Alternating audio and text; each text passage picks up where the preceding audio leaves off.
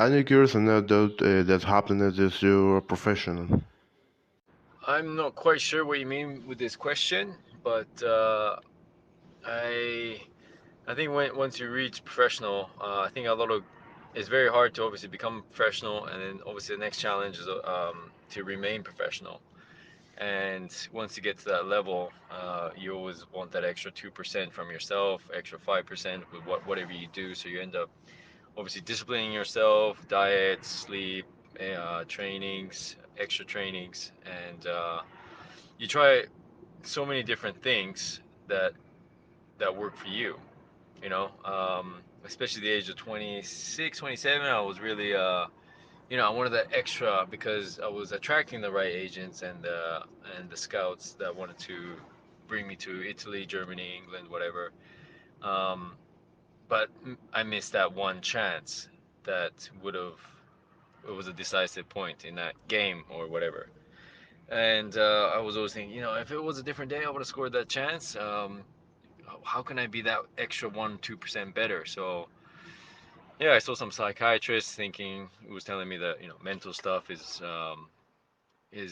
if not more important than physical because it's really the mental stuff that that differentiates us. But I looked into everything. I was doing diet, different kinds of diets and no carbs, only vegetables and fish. I did that for a few years, which was good. And then carb load day before a game, especially oats, just like Tour de France players or cyclists.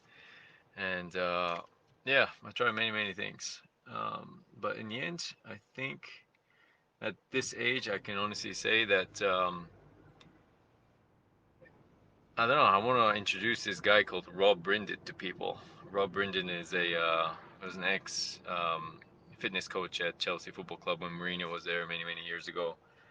He became more on energetics, and yes, it is a very strange topic, but working with energy, releasing certain weird vibes that you can't really explain what, but when yeah, I mean, how can you explain energy? I'm not a religious person, but when it comes to energy, you feel certain things, uh, your magnet field, etc. So it is a strange topic to talk about. I can definitely talk more on this, but I just want to say Rob Brinded because he is a guy that did keep me fit through injuries, or get me back from injuries quicker, or keep me playing bad energies that affect me. He would clear that, so then and then strange things would happen, like luck comes my way, or the ball comes to you in areas that you didn't expect. And I don't know how to explain it really. It's but if you want to talk curious, then that is a one very curious thing because it does sound a little woohoo, but it's something that really, really works, and it's really amazing to actually see this guy work and do his thing to better athletes when it comes to it, to that extra 5%, if not more. Um, at the end, I just said that yeah, if you want to talk about it, it's called that curious thing is energetics with Rob Brinded, um, clearing energies, clearing, making certain things, I guess, optimized. So just leave it at that. You had a short but intense stint in MLS. How will you describe it? Oh, my MLS times, eh? Yeah, that was a tough time because I've always been the foreign player wherever I've been, and I've always come back. I wanted to come back to Canada to actually play professional football in Canada and give something back to Canada, So it was something I always wanted to be. I wanted to be a local player for once, and that chance came to play in the MLS with the Canadian team. But how would I describe it? Well, it's not a Canadian team, and it's not a Canadian team because majority of them is Americans and foreigners. So especially at that time, 2014, everything was picking up, and good fan base, but it's an American franchise. just taking over a certain part of Canada, and a certain aspect. So that was real something I didn't really like, and also that MLS, they have their own rules, which it's like this whole thing regarding sorry. So I was trying to say, they do the whole uh, exchanging players. So America does this with basketball, whatever sport. Obviously, in Europe, it's all about you go on loan, and it's a dual agreement. But the contracts, everything is very one-sided for 95% of the guys in MLS. It's slowly changing. I think the players' union is starting to really kick in to help players be a little bit more 50-50 in negotiations and especially contracts. But it's a franchise, and they have that power to. So any given moment, they can just say, we've traded you to a different club. We want the other player. You have to go tomorrow. They want you in the game in 2 days' time, for example. And this happened on my 30th birthday. I just scored the winning goal for Toronto in the Canadian Cup in the semifinal. So our next game is obviously going to be the final. And yeah, they traded me the day of my birthday. I was about to have a big birthday party after the day after that game. And yeah, it was a real bummer for me because I was like, no, I'm not going. I finally came back to Canada. I'm doing well. 3 goals, 5 games. I'm super happy. I have friends in Toronto. Everything's going really well. And suddenly I get traded on my birthday. So that didn't sit well with me. And I say, no, like in Europe, it's obviously, do you want to go? You say yes. And, they work it out. But the clubs just make the decision.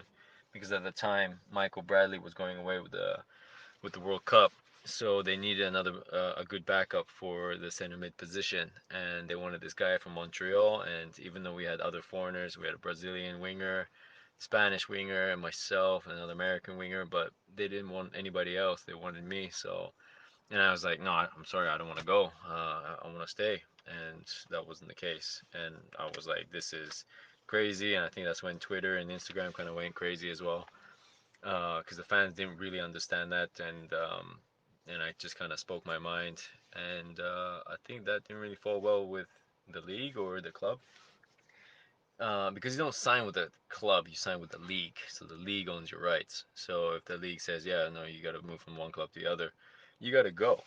So I stood my ground for about a week, had my birthday, and that was very good and fun.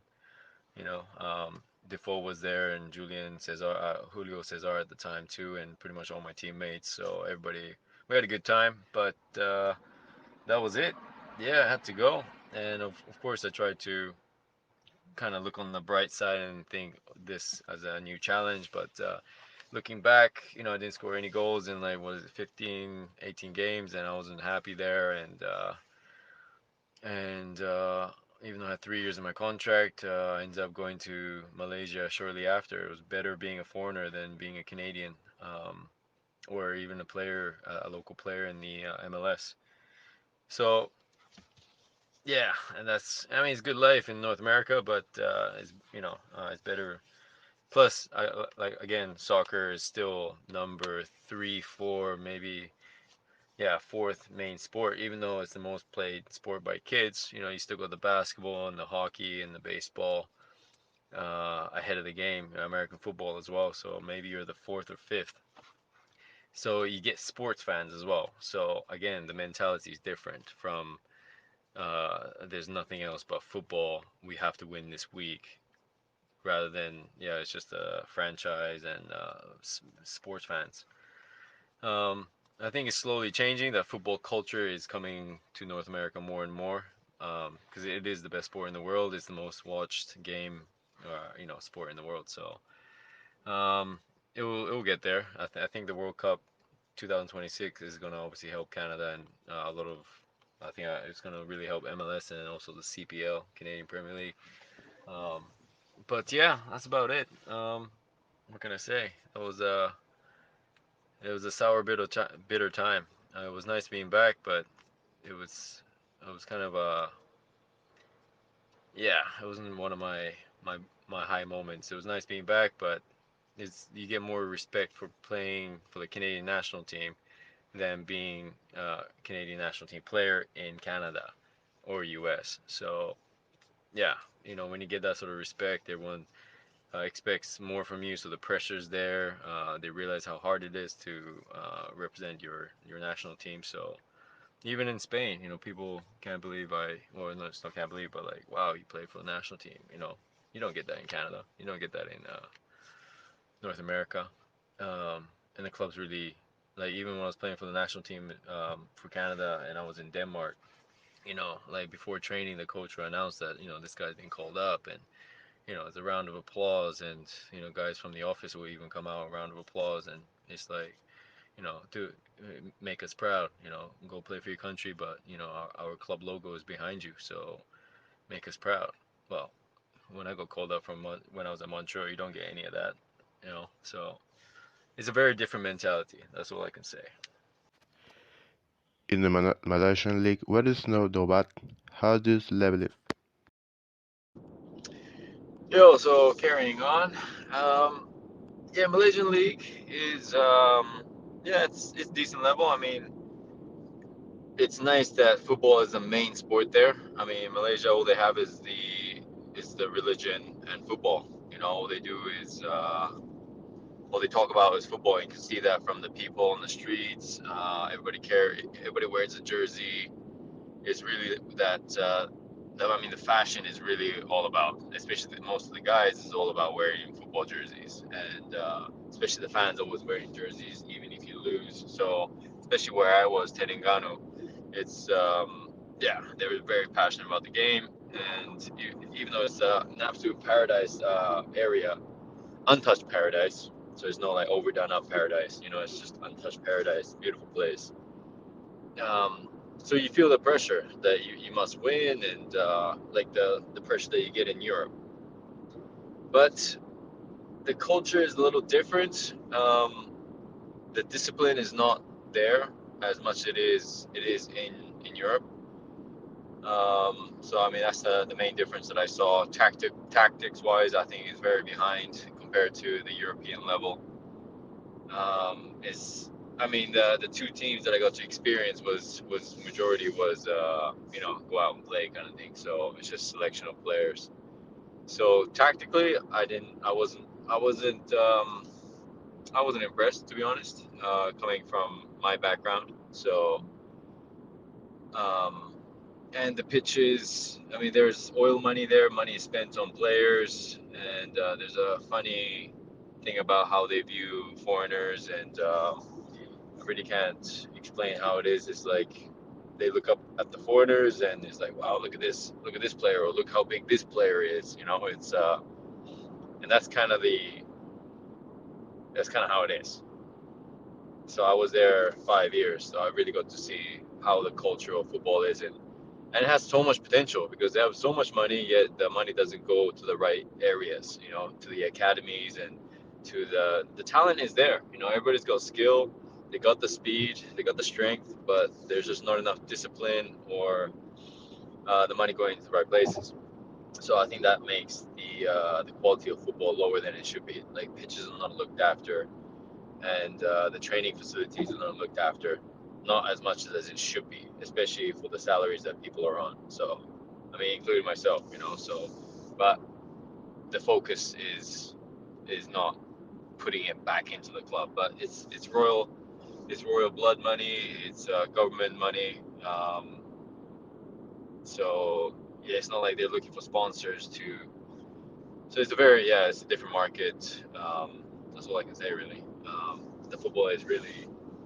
So even the staff, the office people, they're not chasing to get sponsors, or they're not getting creative to get sponsors, because again, it's just federal government money. So we just get the funding, and then this is how much money we got. Let's just throw it at players and try and attract these players to and win games. That's just not how it goes. That's not how the modern football is anyway. So yeah, that's that.